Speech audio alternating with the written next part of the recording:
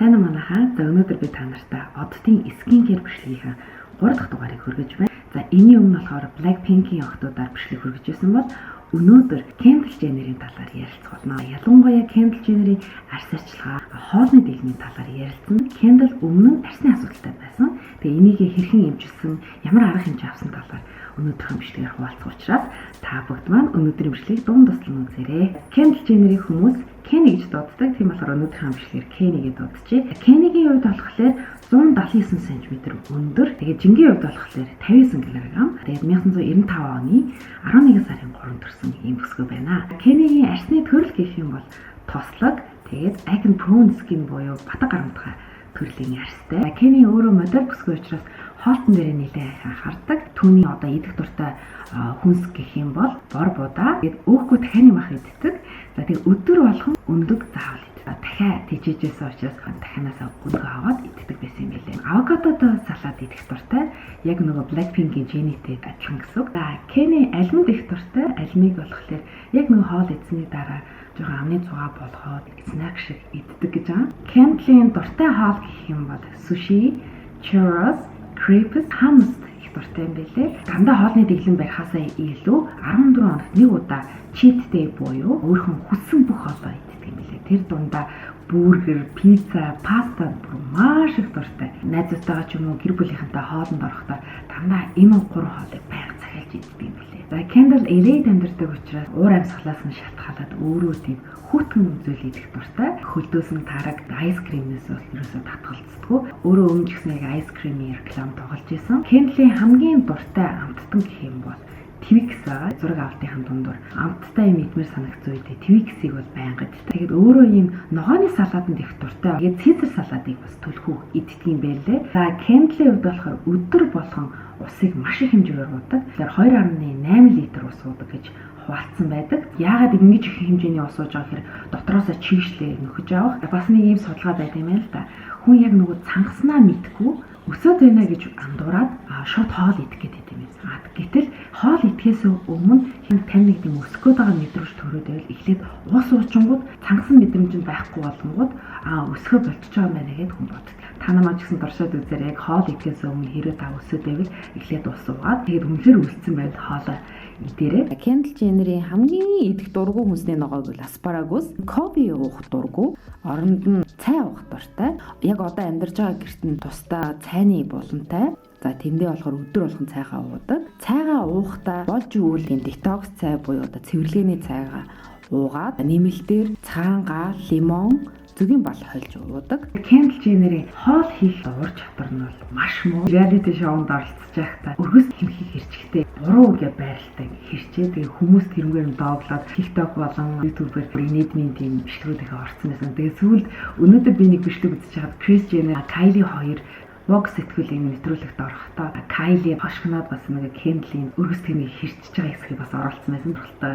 хөгжилтэй санагдсан. Одоо бүгд арьс арчилгааны талаар ярилцъя. Өглөө босоод хамгийн түрүүнд нүрийн шингэн самгаар угаадаг Christy Kid гэдэг арьсны эмчийн гаргасан Clean гэдэг нэртэй клинсерийг хэрэглэдэг. Энэ клинсерийг ч гэсэн Hailey Bieber бас хэрэглэдэг. За дараа нь болохоор нарны тосыг хэрэглэдэг. Hailey Bieber-ийн бичлэгэн дээр оруулж ирсэн Elta MD гэдэг нарны тосыг бас хэрэглэдэг юм байна. Нарныхаа тосноос бага хэмжээгээр аваад дээрээс нь дэлхийд алдарт витамин C гэдэг хойлоо нүрэндээ түрхдэг юм байна. За тэгээд энэ витамин C $230 зарагддаг нэлээ. Үнэтэй витамин C, нарны тос, витамин C хоёр болохоор хоорондоо маш гоё хоршдог. Best combo юм уу? Энэ хоёр хамт байснаар өглөөний арьс арчилгаанд илүү үр дүнтэй. За дараагийн шатанд болохоор Kendall mist цацдаг ба. Яагаад гэвэл модель хүн учраас нэлээд хүнд бодол хийдэг. Тэгээд арьс нь нэлээд юм хуурайшдаг учраас яг мейкапныхаа өмнө арьсаа бэлдэх үднээс mist цацаад арьсаа суурай гоё бэлдээд өчтдөг. Дараа нь болохоор уруулынхаа арьсыг гойжуулдаг. Мейкапны салфеткаар ингээд уруулаа тойруулаад хүчтэй ингэж үрж байгаа гойжуулдаг. Уруулаа бодоход уруулны арьс илүү бомбоор, илүү зөөлхөн, гүлгэр болдог учраас энэ аргыг хэрэглэдэг. За дараа нь болохоор чийшүүлэгч тос төрхдөг. Lamech гэдэг Францын брэнд гэдэг $380-аар зарагддаг нэлээд үнэтэй тос байгаа. Тэгээд чийшүүлэгч тосныхаа араас миний нэг анзаарсан нь болохоор ядаг хэрэглэхээс өмнө праймер ерөөсөө хэрэглээгүй. Хэрэглэж байгаа кремийнх нь брэнд нь гэх юм бол Chanel брендийн крем байгаа. Нэг удаа Kendall нэвтрүүлэгт орохдоо мейкапны ур чадвараар бол Kylie надаас илүү миний чадвараар арай одоо болох би бараг бодож чаддаггүй гэж хэлсэн байдаг. Candle-ийн хэрэглэх дуртай уруулны маск гэх юм бол Laneige-ийн Lip маскыг хэрэглэдэг юм лээ. Тэгээ яг энэ маскыг болохоор яг дэлхийн алдартай маш олон хүмүүсийн бичлэгийг үзэж байхад бол дандаа энэ маскыг хэрэглэжсэн. Тэгэхээр сайн юм шиг байна. Би болохоор энийг хэрэглээ нэг 2-3 удаа л хэрэглэж үзсэн. Түрхэж байхад бол нэлийн үеийг тогсон. Бараа утгаас өмнө яг түрхэд унтчихаар уруулны арсыг бас гуйжуулдаг гэсэн. Гэхдээ яг гуйжуулж байгаа нэг бол яг мэдрээгүй. Candle болохоор салфетик маскыг бол өдөр болгон хэрэглэдэг. Яг өөрөх нь хэрэглэдэг энэ Progenix гэдэг коллагентэй маск нь болохоор $399-оор зарагддаг. За одоо бүгдээрээ ус арчилгааны талаар ярилцъя.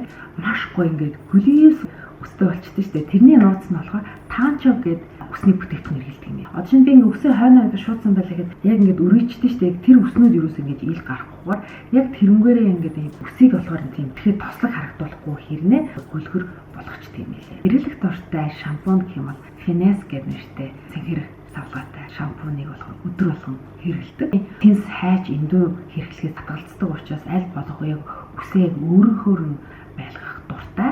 За одоо бүгдээрээ батханы талаар ярилцъя. 14 наснаас эхлэн батга гарч ирсэн. Өсвөр наснда энэ батганаасаа болж нэлээд юм санаа зовдөг, өөртөө ихтгэл муутай, хүний нүдрөө ихсэлж харж чаддаггүй тийм асуудалтай байсан юм билээ. Кениг хувьд болохоор батга гарах 3 шалтгаан байсан. За нэгдүгээр болохоор мэдээж хооллол. Хоол тавилгаар айс кримийг хийддэг, түргэн хоол иддэг батга гарахт нь бас нөлөөсөн. Дараа нь болохоор гормон. Гормоны батга ялангуяа энэ хазар ирүүсгээр илүү их гардаг. Кенигийн хувьд болохоор өөрөө чиз мэдэх дуртай, тэгээ малын гаралтай сүүсүн бүтээгдэхүүн хэрэглэдэг учраас энэ нь бас гормонд нь өөрчлөгддөг учраас батга гарахт нь бас илүү дэмжиж өгчдөг. Тэгээд дараа нь болохоор би яг энэ гормоны батгатай холбоотой яг дэлгэрэнгүй бичлэг бас өөрийнхөө YouTube сувагт оруулах учраас танаа маань бас тэр бичлэгийг бас үзээрэй. 3 дахь шалтгаан болохоор юмнаас харшлах. Батга гардаг арьстай хүмүүс болохоор ихэнхдээ нэг олон жил батга гарсараа байгаад арьс нь нэлээд юм хэмзэг болчтой. Шинэ бүтээгдэхүүн авчингууд тааш тохирдгоо буруу бүтээгдэхүүнийг хэрэглэснээс болоод батг нь улам үрсэд гардаг. Тийм болохоор энэ нь яг нэг Кенигийн хувьд батга гарахт их нөлөөлсөн. Миний нэг анзаарсан нь болохоор Кени primer ерөөсөө хэрэглээгүй. Нөгөө хүнд будалд хийж байгаа учраас өмнө нь арьсаа хамгаалах үүднээс заавал primer-ыг хэрэглэх ёстой. Тийм учраас та нар маань ч гэсэн хэрвээ primer хэрэглэдэг бол primer-ыг заавал хэрэглээрэй. Хамгийн сонин нь штэ Кени 2019 оны 1 сард нэгэн бичлэгийг цацсан байдаг. Одоо өөрийгөө нээхэр болсон. Тэгээд удахгүй тань өөрийнхөө нууцыг дэлгэн гэдэг нэг юм сенсацтай тийм мэдээлэл гаргасан. Яг тэр үед нь болохоор өөрх нь ээж Kris Jenner охинороо бахархаж байна. Одоо өөрийгөө нээсэн дээр өөрийгөө илчлэхгүй Twitter дээр ингээд шуугсан. Гэтэл хүмүүс бодохдоо л энэ надад юу дэлгэж байгаа юм бол яах юм ийх юм бол гэж бодож исэн чинь тэр нь юу байсан гэж. За батгатай арьс арчилгааны Proactive гэдэг компани сурчлагаа байсан. 1 сард бичлэг цацгатаа за би болохоор ингээд багаасаа ингээд батга гарсан. Тэгээ Proactive гэдэг бүтээгдэхүүнийг хэрэглээ миний арьс ингээд гоё болсон гэж сурчлага хийсэн байдгаа. Энэ нь бол яг бодит амьдрал дээр болохоор өөрөө 2020 онд одоо арьс арчилгааны бичлэг оруулахдаа ерөөсөө нэгч удаа Proactive-ийн бүтээгдэхүүн хэрэглээгүйсэн.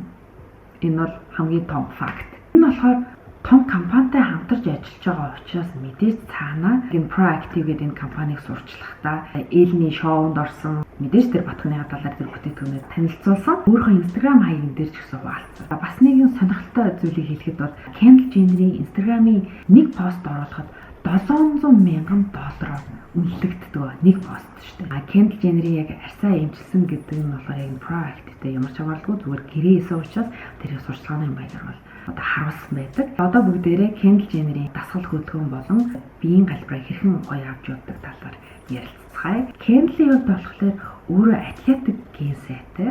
Өөрийнх нь аав Bruce Jenner 1976 оны Олимпийн авраг. За Kendall баг бүх спортоор хичээлжсэн. Морь унах, жимд явах, цанаар булгах, кикбоксинг, кардио, хөвлийн дасгал гэх мэтчлэн бүх спортоор хичээлжсэн. Өөрийнх нь Jimmy багш Ronner Peterson гэдэг оддын дасгалжуулагч ярилдаг. Энэ хүн маань болохоор нэг ярилцлаганд Kendall-ийн талаар юу гэж ярьсан бэ гэхээр за та нар бэлтгэлийн зааланд ирээд яг Kendall Jenner-ийн хийдэг дасгалуудыг хийгээд үзээрэй. Та нар нэгэн ч чадахгүй яа тэгэхээр Kendall нэлээд хүнд фитнесийн дасгал хөдөлгөөн хийдгээ. Та нар баг хийж чадахгүй гэдэгт бол би итгэлтэй байна гэж хэлсэн байдаг. Пилатесаар бас хичээлдэг. Нэг аппаратын бичлэг үзэж байхад бол hot pilates гэдэг газарт саун шиг халуун газар бэлтгэл хийхээр очин маш хурдан юм халдсан байдаг учраас дараа дараагийн бэлтгэл дасгал хөдөлгөөнд явахад бол маш хурдтай ордог юм байна. Тийм онцлогтой.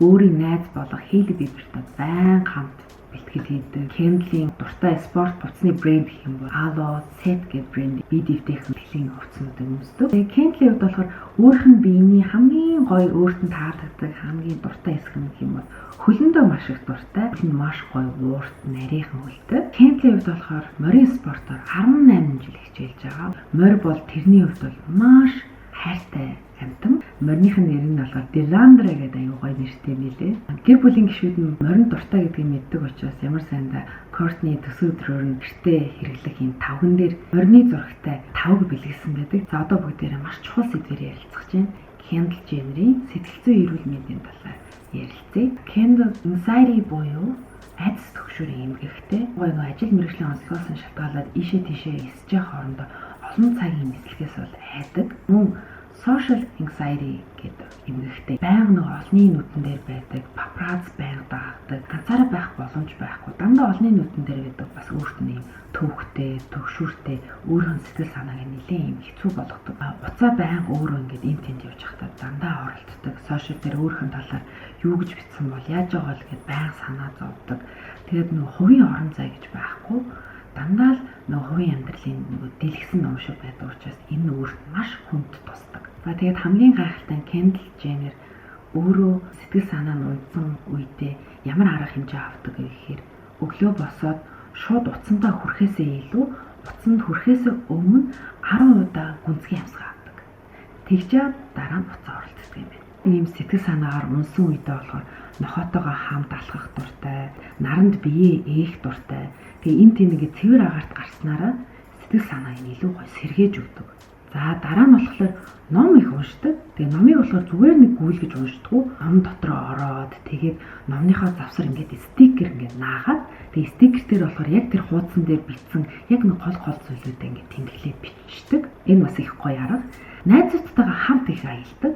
Дурсамж бүтээгээ тэг өөрийнхөө сэтгэл санаа гоё сэргээгээ. Тэгээд тэмдэглэл бас хөдөлдөг. Энэ талаар бас Instagram дээр өөрийнхөө тэмдэглэл хөдөлтгөө бас хуваалцсан байсан. Энэ тэмдэглэл дээр юу гэж бичдэг гэхээр яг нэг өөрийнх нь амьдралд байгаа эерэг 10 зүйлсийг чигсааж бичдэг юм байна. Kendall ясалгал байнга хийдэг. Сэтгэл санаа нь тавгүй, сэтгэлээ онцсон үедээ одоо Tibetan Bells буюу одоо төвдийн ийм хонхон аяхыг хэрэгэлдэг. Тойруулаад эргүүлэнгүүт өөрөөс маш гоё дуу чимээ гардаг. Энэ нь болохоор яг өөрийнхний стрессийг тайлдаг. Өөрийнх нь гэрээр зочилсан бас нэвтрүүлэг байдаг. Амьдарч байгаа гэрээ танилцуулаад унтлагын өрөөнийх нь яг хөлнийх нь доор energy rings гэдэг тийм энергийн дэмжиж өгдөг.